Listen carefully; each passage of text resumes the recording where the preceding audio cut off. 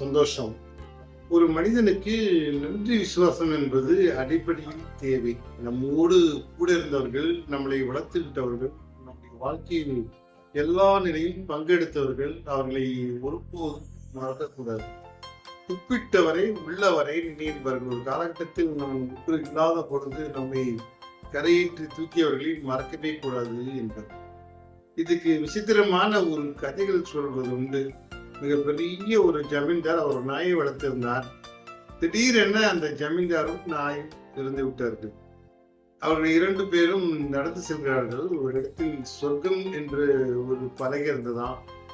அதில் சென்றவுடன் உடனே அங்கிருந்து அவர் சொன்னார், நீங்கள் உள்ளே வரலாம், உங்கள் நாய் வரக்கூடாது, நாய்க்கு அனுமதி இல்லை என்று சொன்னார். உடனே அவர் மறுத்து விட்டாரா? என் கூடவே இருந்து நன்றி விசுவாசமா இருந்த இந்த நாயை உட்கார்ந்த கொண்டும் விடவே மாட்டேன், அது சொர்க்கம் என்றாலும் பரவாயில்லை, எனக்கு தேவைன்னு சொல்லி நடந்து கொண்டே இருந்தாராம். சற்று தூரம் சென்றவுடன் நரகம் என்று ஒரு பலகை இருந்தது. அந்த பலகையில் உள்ளே சென்றார். சென்றவுடன் அங்கே சொன்னார், இது நரகமாச்சே, பரவாயில்லையா என்றார். சரி, நானும் வருவேன், என் கூடவே இருந்து என்னோட பயணித்த என் நாயும் வருகிறது என்றார்.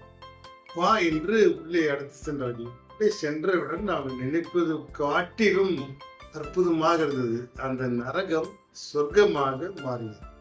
என்ன காரணம் என்றால், தன் கூட இருப்பவர்களை ஒருபோதும் மறக்காமல், தான் இருக்கும் வரை இருந்தாலும் சரி கூட பயணித்து நான் அதை பாதுகாப்பேன் என்ற உணர்வோடு உள்ளே சென்றவுடன் அந்த இடம் சொர்க்கமாக மாறியதாம்.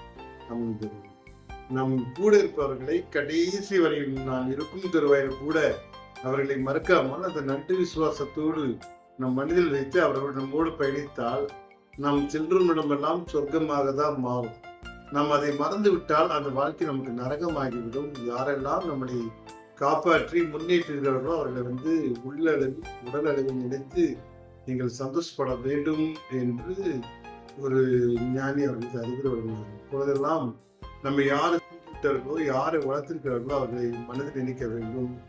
இந்த அப்பா அம்மாவாகட்டும் சரி, குருவாகட்டும் சரி, நண்பர்களாகட்டும் சரி, நம் பணிபுரிய இடத்தில் நம்மளை கரை சேர்த்து யாரும் சொல்லி கொண்டிருந்தாலும் சரி, அவர்களை ஒருபோதும் மறக்கக்கூடாது. கடைசி வரை நீங்கள் இந்த நிலையில் அதன் நுழைந்தீர்களோ, எந்த நிலையில் நீங்கள் இப்போ இருக்கிறீர்களோ, எந்த நிலையில் உங்களை நீங்கள் மேம்படுத்தீர்களோ, அத்தனைக்கும் காரணமானவர்களை தயவு செய்து மறக்க வேண்டாம் என்று அறிவுரை சொல்ல முடியும்.